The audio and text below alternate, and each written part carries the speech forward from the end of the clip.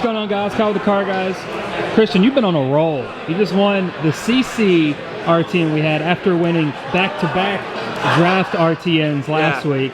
So you've had a hell of a couple weeks playing some Flesh and Blood. Yeah. Congratulations on doing insane. That's awesome. I forced Phi through both of the 2 draft RTNs, and I ended up taking down both. And then you went undefeated with Prism here. Yeah, I almost brought Phi because it'd be funny to win all 3 on Phi, but sure. But I mean, you still won, so whatever. Fuck it, right? So before we get into any meat and potatoes, you have any shout outs you want to give or anything like that before we get into like your matchups and your deck? Yeah, shout out Justin Salmon. He's the one who first got me into the game. He's a player on Fat Foundry in Oregon. He sent me a like one of those white boxes that hold like a couple hundred cards. Yeah. He sent me one of those full of commons from Monarch, and that's what first got me into the game. And he was he doesn't play Prism much anymore, but he helped me make the list that I ended up winning Pro Quest Season 1 on. Sure, I remember that. Yeah, I remember that. Yeah, great friend of mine. Really grateful that he introduced me to this game. Well, obviously, we all knew you were more likely to play Prism. You played Prism forever. What were your matchups like? Because I know a lot of the format now is like go fast, and that Prism struggles against that a lot of times. So, you know, let us know what your matchups were and like kind of how you navigated yourself through going completely 9-0 today. Yeah, it's strange that I went 9-0 because I actually consider Prism to be not particularly well positioned in the current meta of everything aggro, but I figured if you can't beat them, join them. So I brought in the Miragings and the Miragings are standard, but the Fractal and the Phantasmaclasm, and it worked. My round 1 was Viserai. It was against a not so experienced player. He was a little rusty. I ended up taking it down with over half my health left. My round 2 was against another Viserai. It's a local player by the name of Randall. He's a very talented player, and I was able to take it down with over 20 health left by baiting that I was going auras and then hitting the gas about halfway through the game and just closed it out. My round 3 was against Sebastian on Briar.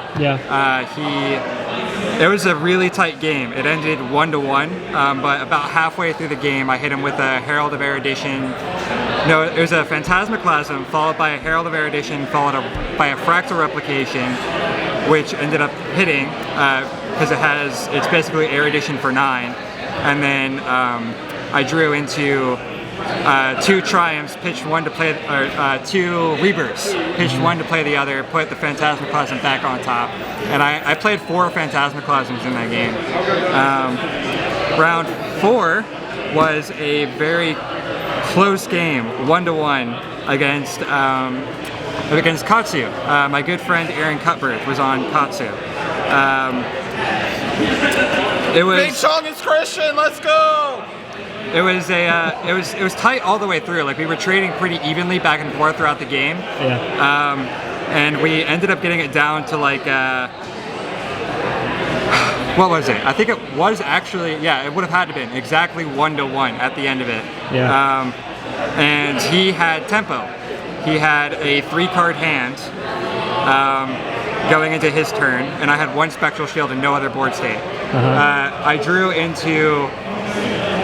I had a sizable soul, and I drew into 2 blues, a 3-block Herald, and a Merciful Retribution. And he had no Arcane Barrier. So he came in for E-Strike for 5 go again, and I blocked 3, and I made a Spectral Shield and played out Merciful Retribution to close it out and get lethal there. 1 over. About round 5. Round 5. It was an effective buy against Andrew Lawrence. Oh, he's playing Bravo. Yeah, he was playing Bravo. We play together quite a bit in Armories, and he knows that we both know the matchup very well, so he ended up just conceding before we even started to save mental energy. And then round 6 was against Justin Evans on Bravo, and that's my favorite game today, I think. Because he was on, Justin Evans was on Bravo. He he went first and started with heaving a pulverize. So like, okay, we're going. And then, so I hit him back. Like I threw a couple heralds at him. He blew up one, I think, and took the other because he needed to play out the pulverize to clear his arsenal before it costed an enormous amount. And so he did that, and then he did some other shenanigans, like another pulverize into another crippling. So like it was like 23 to 23 roughly. But so he ended up actually getting me to 1 as Bravo. And there was a couple situations where like if he could dominate, he would have won. And like I had soul shields when I needed him. I got super lucky towards the end of it after not drawing very many yellow ores at the start of the game. And then round 7 Top was 8. Yeah, moving into top 8, I was first seed going 6-0. I paired against Justin Evans again. Yeah. And that Total was opposite happened in that match. You just steamrolled him. yeah, that was a bit more of a typical how that matchup goes. Yeah. I ended with over 20 health left and a massive board state on that one. Yeah. Round 8 was a Top 4 was Phi against Travis, right? Phi. Yeah, Travis, because Travis beat Jeremy, who previously went 9-0. So yeah, I played Travis, and it was a bit of a revenge because he actually beat me at ProQuest Season 1 here in top 8. But there was a turn towards the end of the game, because it was kind of like the Katsu game where we were trading very evenly back and forth. I was just blocking efficiently, blocking the third chain link, stuff like that. It was a situation where my hand was a yellow pitch, a Herald of Protection, and 2 fractals. So I come in with the Herald of Protection, and he's at like 9, so he's sitting pretty comfortable. But he ends up blocking out the Herald of Protection, which gives me the opportunity to play the other 2 fractals, copying the Herald of Protection, and that decision ended up closing out the game. But if he actually did not block the Herald of Protection and let it hit, it would have gone to Soul, so the fractal couldn't see it. Yeah. So I would have had 2 dead cards in my hand going into his turn, and He's not supposed to know that, though, right? yeah, he's not supposed to know that, but it's just kind of funny from my perspective. He played that. It's difficult for me to determine whether or not he played that correctly because I don't know what his hand was, but and then the finals was actually against Alex Snead, also on Prism. It was a Prism mirror. From what I saw of his deck was a bit more standard. He didn't seem to have Phantasmaclasms or Fractal Replications, which are massive in the mirror. Because Fractal Replication also copies the cards, the Illusionist cards that your opponent defends with on the chain. Because the way that you play around Fractal is you let the cards hit and go to Soul.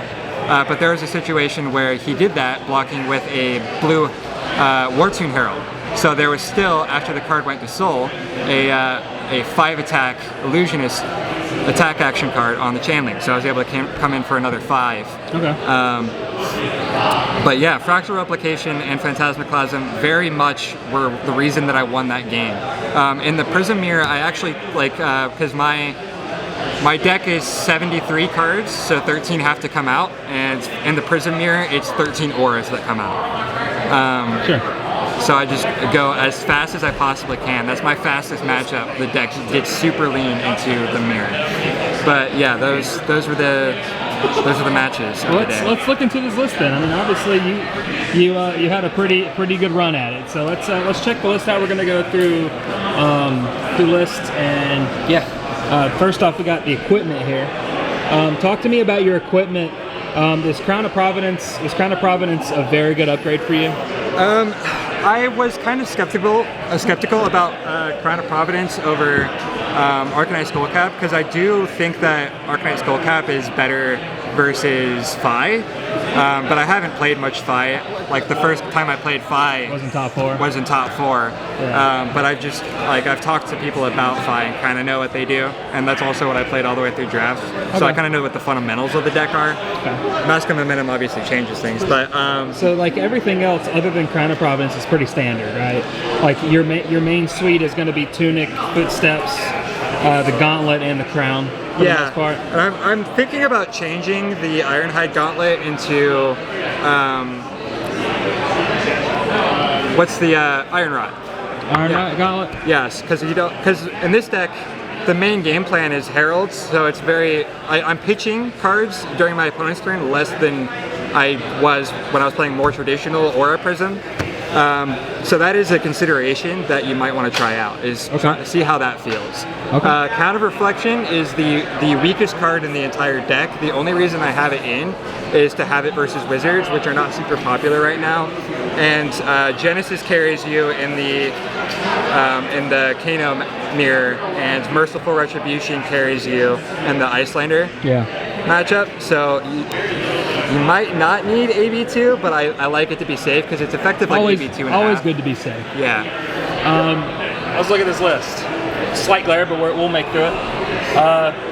A lot of people don't see this that often, is the Fractal Phantasmaclasm. These are probably your favorite cards in the deck. Yeah, I mean, I play it on the Fractal mat. It's my favorite mat. Fractal Replication is my favorite card in the entire deck, and it's the main reason that I'm honestly still playing Prism instead of something more like Phi. Or a Viscerai, which I enjoy Viscerai quite a bit, and I imagine that I would enjoy Phi, but because a lot of people have swapped over to playing a lot of defense reactions. Some people are playing Prismatic Shields, some people are playing That All You Got and Sink Belows. The only defense reaction that I play on the list is Soul Shield. Talk to me about your poppers. Why this particular ratio of 3-3-1? Why not play more than one of this card? Because I don't know. It was the easiest card to cut to make space. Because I noticed that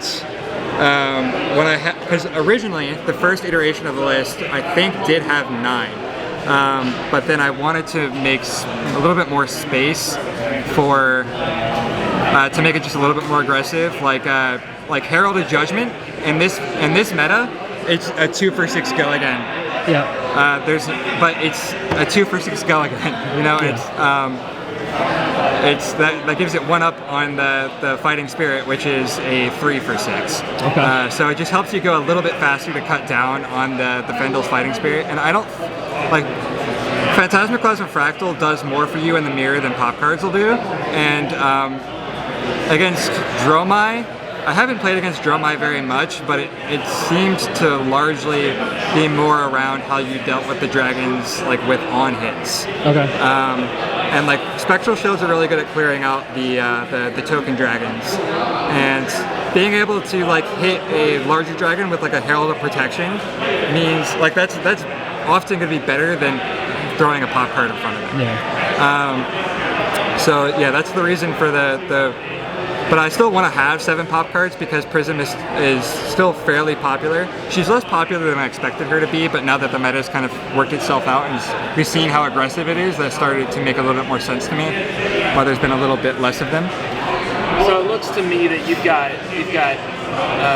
math is really hard. 12 reds, which is a little bit more than what the traditional Prism has played before, right? Yeah.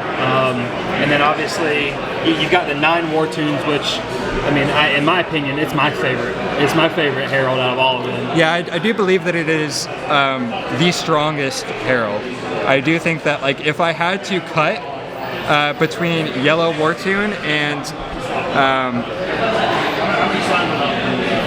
Herald of Erudition, that I would cut the Herald of Erudition. Before, I agree. And you opted on playing the yellow and blue Herald of Triumph. You're also playing Yellow Herald of Rebirth. Why did you decide on that? Because it lets you cycle back in the power cards of Phantasmaclasm. So you can like cycle this. That card right there. Like that's how I was able to do.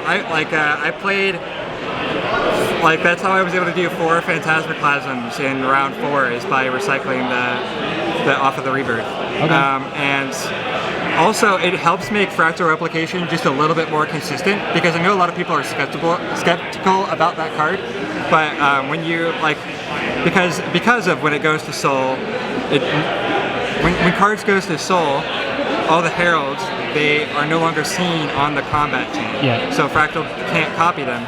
But Phantasmaclasm and Miraging Metamorph, they stay even if they hit. So that boosts the consistency quite a bit of Fractal Replication. I don't think that I'd be playing it if I wasn't playing Phantasmaclasm. For sure. And then I see all the auras right here. You've got all the blue auras, and then you're only missing Odorath.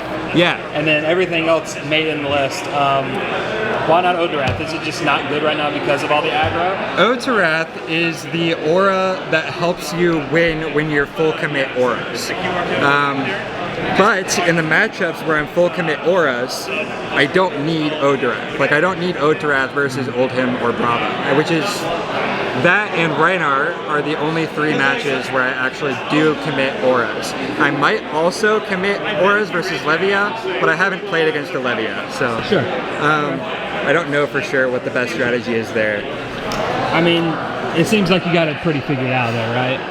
Yeah, like it's this list I largely threw together in like, because like once the new set, once Uprising came out, I didn't know what an aggro Prism list looked like because I wasn't sure like what came in, and it ended up being just the Fighting Spirit and the Crown of Providence. Yeah. But Pretty good upgrades, huh? yeah, like because when I first made the list, like I wasn't sure what we were gonna need. Like so, like I was running like Dreamweavers and like I was running Dreamweavers and Iron Rot originally. Like I was running 4 pieces of ARM equipment, and none of them were Ghostly Touch. Cause Yeah. Why? Oh man. Well, Christian, congratulations. That's awesome. You've had one hell of a season once again. And I guess we'll be seeing you on 5 once this lovely lady goes away. Or Viscerai. I actually have Viscerai. Viscerai in my backpack right now. I threw it together this morning. Just cause? Yeah, just because I've wanted to do it between rounds, but I never ended up getting a save today. But yeah, I love Viscerai. Well, for sure. Shout outs again. I'm super happy you did well with this. Prism ain't dead just yet. Pardon my ADD ramblings, but yeah. Congratulations again, guys. If you enjoyed the list, I'm going to have a link down to it in the description below if you wanted to test it for, if you wanted to play the locals before she goes away, or if she somehow sticks around and you want, some sort of guide shell to go off of. This is, the perfect list for that.